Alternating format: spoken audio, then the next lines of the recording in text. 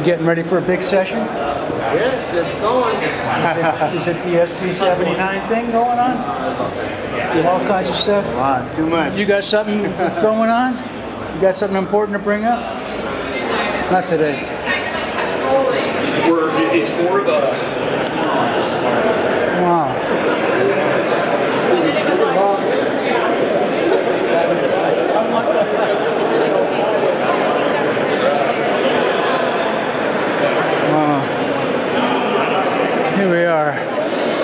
Here we are in the state capital of California. That's where it all happens.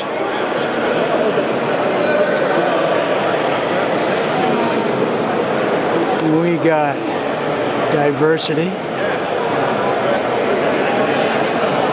and belonging and innovation.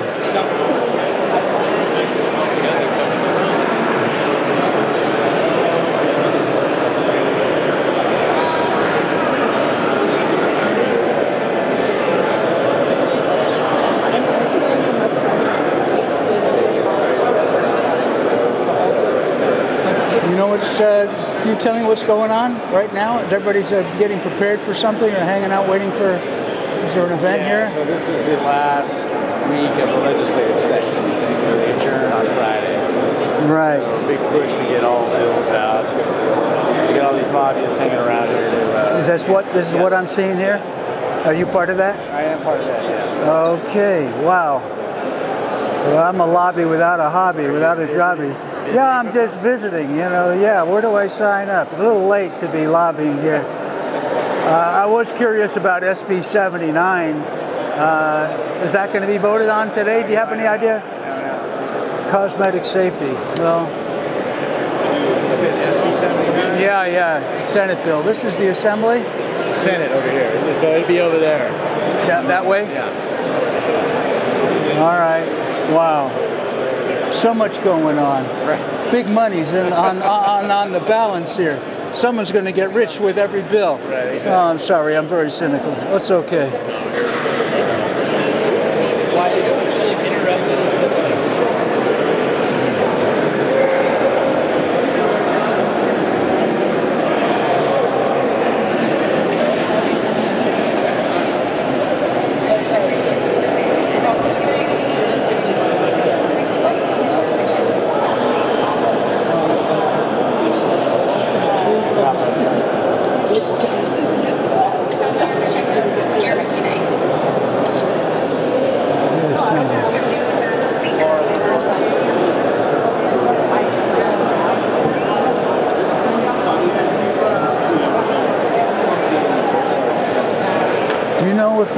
Is this the way to where the Senate is over here? The Senate's over there. Senate's over there. Okay. Trying to get to the gallery. Yeah, is the gallery open? Yeah, so you got to go. Up the stairs. And then we go that way. Oh. And that'll be the entrance to the gallery. Oh, thanks. Okay.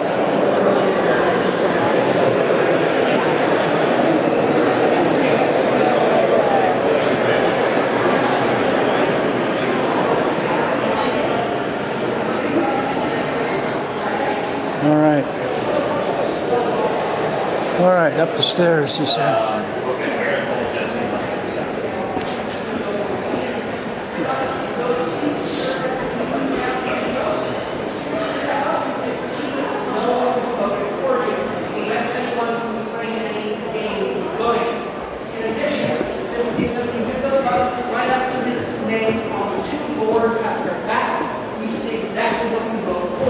So we see, if you vote yes, you see a green box. If you vote no, we'll see a red box, which I'm sure you saw both those two votes that we sat through, they had it up on the screens. Now, with that in mind, I've covered basically the general information. So is there anything in the room you wanted to talk about? And I'm currently talking about the Assembly Gallery that we were just inside. It is open to the public if you'd like to go see it. Okay, can I let's listen just a little longer to what you're saying? You get a little, few more seconds here. The governor addresses, when you do the State of the State, where is that done? So that is generally done in the Assembly Gallery. However, that is another one of my favorite job descriptions our security has. The only time the governor is ever allowed to step foot inside the Assembly or Senate rooms is when he is given an official invite. If If he is not invited, our security has full authority to body check him out the door. You are only allowed to step foot on the floor when you are invited, because the legislative branch and executive branch are equal in power. It's a respect thing. So that's the main reason that the governor is generally never in that room. It's also why there will never be a portrait of a governor hanged in either room, because that is another respect thing. But because we are statewide and not national level, well, we do have the national level executive branch portraits in either room. In the Assembly, it is Abraham Lincoln. In the Senate, it is George Washington. And they outrank the statewide level as national level, thus they are allowed in that room. Plus, founding fathers, we thought it would meet. And in fact, the Abraham Lincoln portrait is actually one of the younger portraits here in the building. It is actually a jealousy buy to match the Senate side, who has always had a George Washington portrait. However, while that George Washington portrait is actually older than this building, when it was put up, it was too dark to properly see. We'd still have gas lighting and all of these light fixtures, which meant it was too dark for you to make out the portraits hanging up on the wall. Only when we get electricity did the Senate look up and was able to take in the full glory of George Washington as one of the largest portraits in the entire building, just slightly bigger than Arnold's right there. However, on the Assembly side, when they looked up, they did not yet have a president. They had a portrait of John Sutter, who was in a French military guard. And I'm going to ask, does anyone know what John Sutter looked like? No, I'm a historian. I don't know what he looks like. Least of all, any actual politician looking up at that wall going, who the heck is this guy? Then they looked over at the Senate side and got jealous. So that's why they bought an Abraham Lincoln portrait to be put up there in 1930s as soon as we get electricity here in the building. Any other questions? No? All right. With that in mind, I'm going to check to see if we can get into the Senate chamber, and if we can, in their session, we can see both rooms and take all of that in. However, I don't have a key for that one, so if they are not in session, I will not be able to sneak us in there. If they are closed, I will instead take us down back to the first floor to end in the State Treasurer's office, where I can show a lot more original pieces left here in the building. With that, please follow me. You are also welcome. I'm going to join you if you all don't mind. Yeah.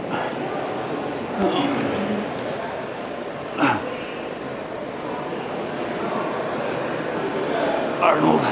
Yeah. Awesome. he didn't hold back.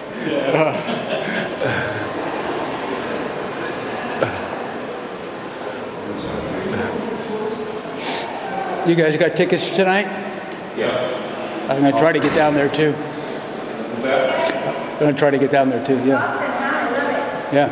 I'm missing the game tonight Oh. against the Athletics. I was going to go. I had tickets and I gave them to my son because I'm here.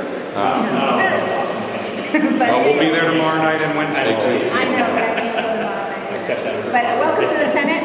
We are in session, so I have to go over some rules. The cell phones need to be on silent. You can't take photos and video, just no flash. You have to be seated the entire time you're in there. There's no participation from the gallery, so no wooing or clapping or anything like that. You can do this if you're happy about something, or that if you're not. And that's about it. You can leave anytime you want. Nothing can go in with you except phones, wallets. I'll let your camera in. Camera's okay? Yeah. Yeah, okay. And just no flash in there because it's distracting. And yeah, just come out whenever you're ready. You can leave your items up here. And just like the assembly, I will give a hand signal for when we're all ready to go. I can talk about it as we head downstairs. Come on. You can leave your items up here. Or your bin right over here. And you're good to go. Yeah. Just wanted to check my The bags phone. can't go in. Yeah, just the bags can't go in. Just put them in a bin. You Okay. can leave them all together. Because,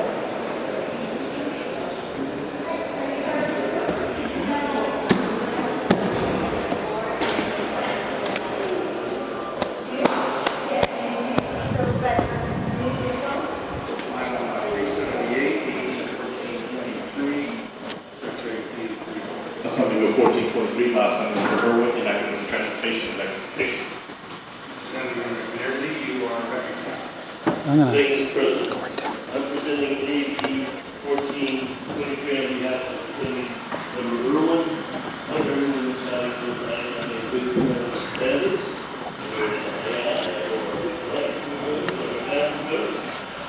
AB 1423 moves the date for the CEC standards on payment methods for electric vehicles, electric vehicle chargers up from 2028 to 2026.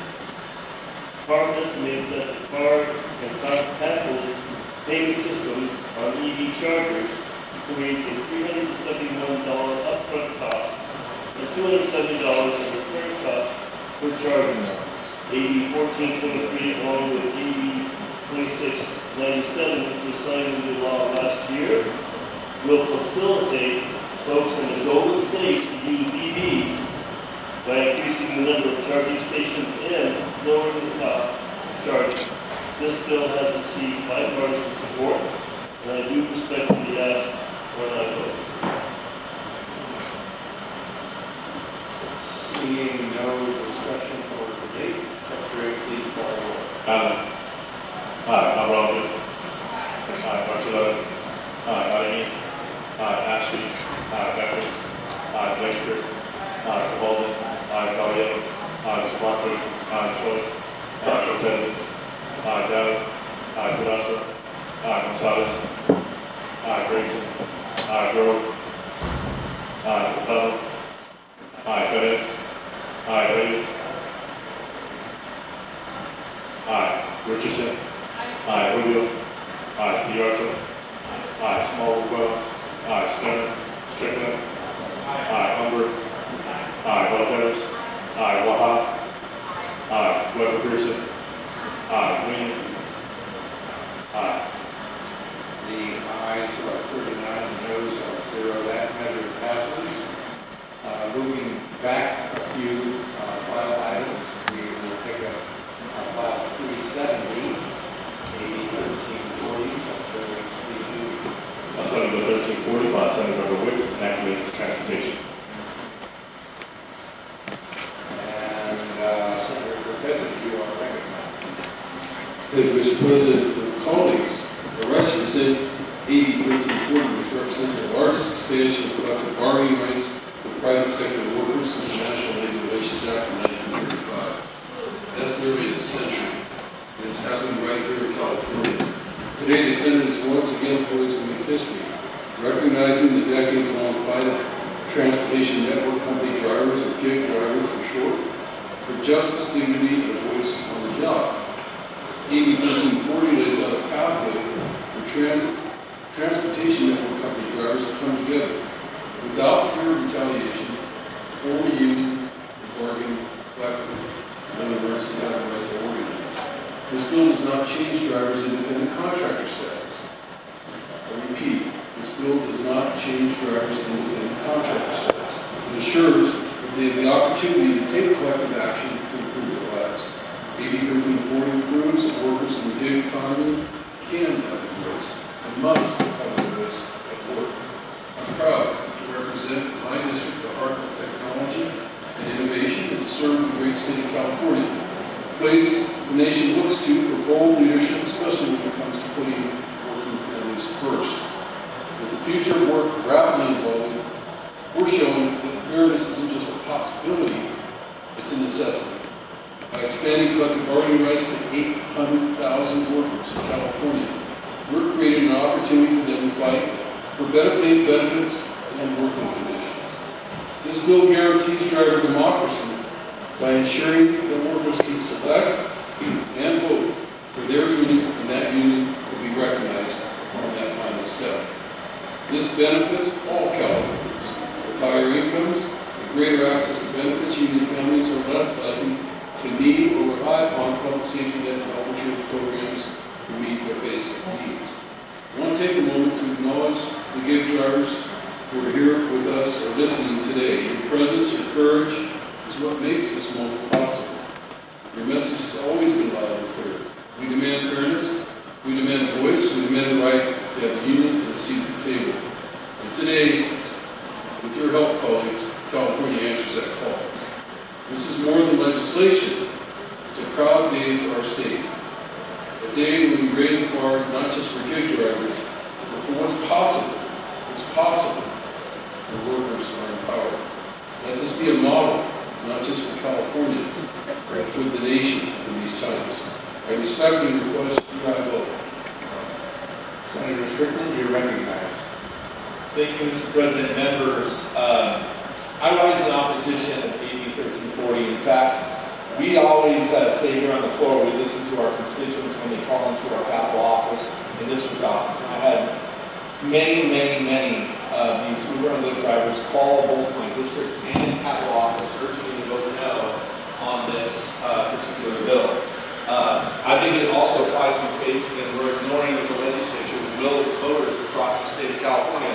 The state of California voted for Proposition 22. Almost 60% of the voters across the state, Democrats, Independents, and Republicans, voted against this process for moving forward, and they wanted to keep an independent contractor and non-union for these Lyft and Uber drivers.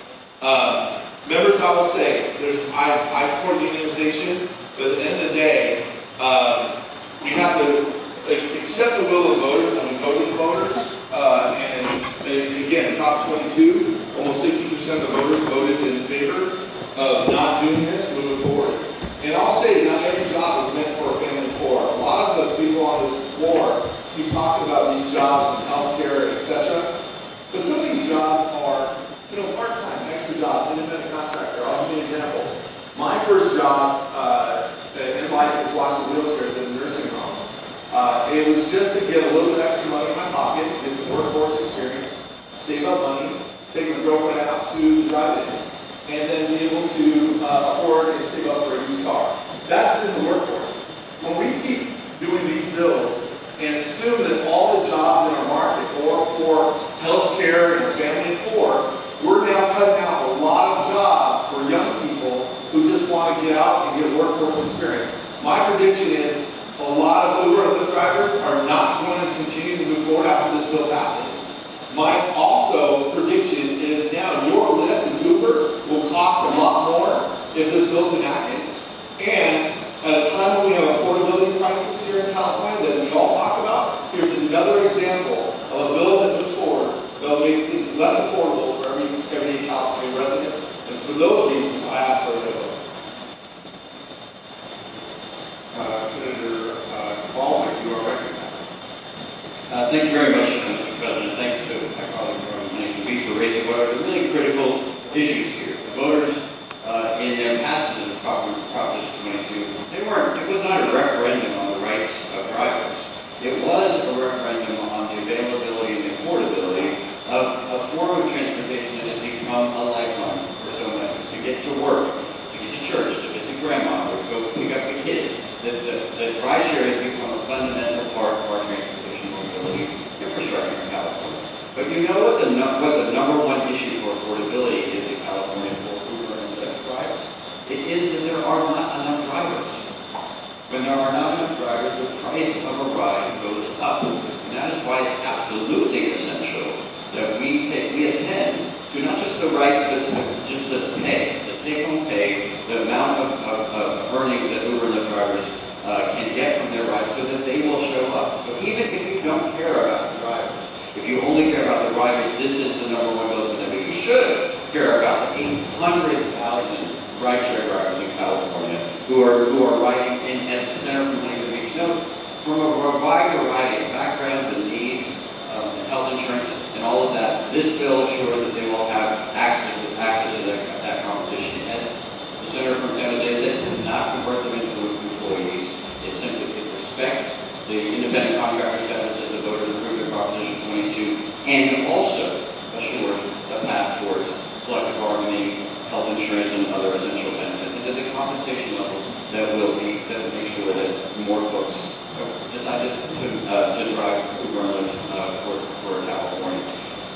We are about to see the Assembly earlier today unanimously pass legislation, one of my bills that will help to make sure that this package of bills will result in both lower fares as we eliminate antiquated or reduce antiquated insurance requirements on these rides and improve driver compensation. And the combination of those will lead to more justice for drivers, more compensation for drivers, and for significantly reduced fares and better service for riders in California. And I urge that I vote on AB 1340. Senator Rubio, you are recognized. Thank you, Mr. President, ladies and gentlemen of the Senate. I also 1340. This is really an important measure, and I appreciate the comments of the former speakers. Nearly 800,000 drivers keep California moving every single day, either transporting people, delivering services, and more importantly, keeping our economy moving. AB 1340 is about fairness. It's about ensuring that drivers have a voice in the decision-making process that affect their livelihoods. This bill gives drivers the right to organize, to be heard, and stand together for better working conditions. I don't believe this will make things more expensive. It will lower costs. As already mentioned, this is a conversation and collaboration with the unions and the drivers to ensure that they came to an agreement, because there aren't enough drivers. I believe that unionizing, making sure that they have better pay, better working conditions will encourage more people to come into this industry, therefore lowering the cost for consumers, Californians.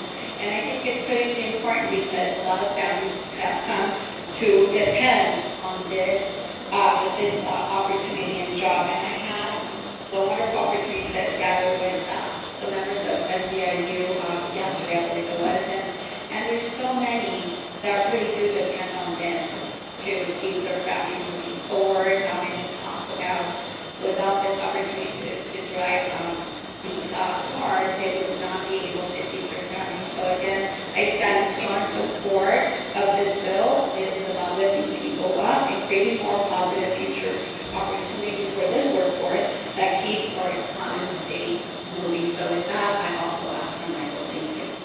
This bill does not change drivers' independent contractor status, but ensures that they have the opportunity to take collective action to improve their lives. And I want to acknowledge the leadership of the Assembly members who authored the bills, and Wicks and Berman, and with that, I respectfully ask for a vote. Secretary, please call the roll.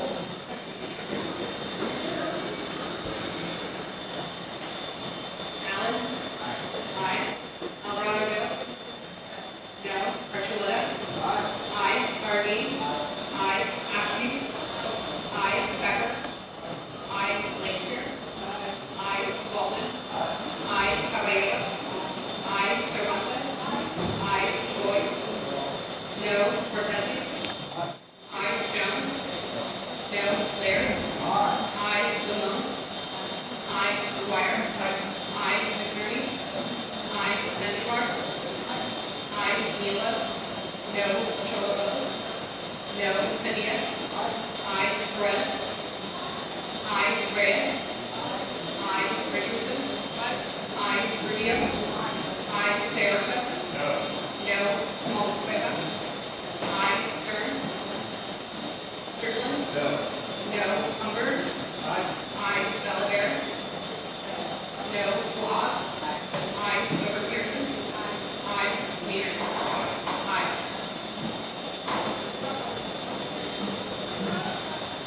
Roll call.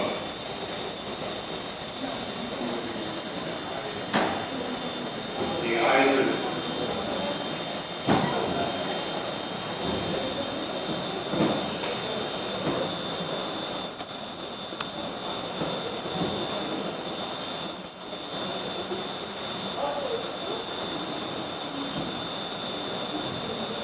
The ayes are 29, the noes are 10, the measure passes.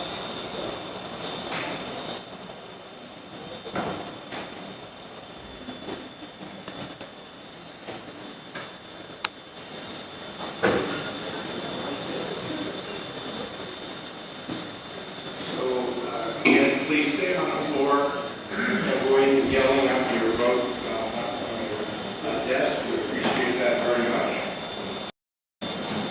Senator Cervantes, you are recognized once again. Thank you, Mr. President, for allowing me to present Assembly Bill 831 on behalf of Assemblyman Alvaro Valencia. AB 831 specifically addresses online sweepstakes that use a full currency model.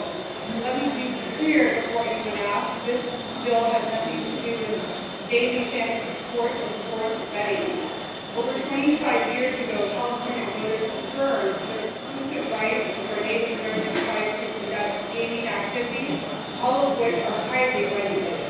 Tribal gaming activities are critical to our economy, contributing more than $25 billion 1,000 California jobs. 15-0 vote. Again, this bill only addresses online dual currency sweepstakes casinos, an increasingly popular form of illegal gambling. Opposes the sweepstakes games when it is nothing more than online gambling. This bill is very specific and carefully crafted to make certain that it has no effect in any way on daily fantasy sports, sports betting, horse racing, or card games. A simple, straightforward bill helps to maintain the integrity of legal, strictly regulated gambling in the state. Respectfully ask for that. Mr. Paul.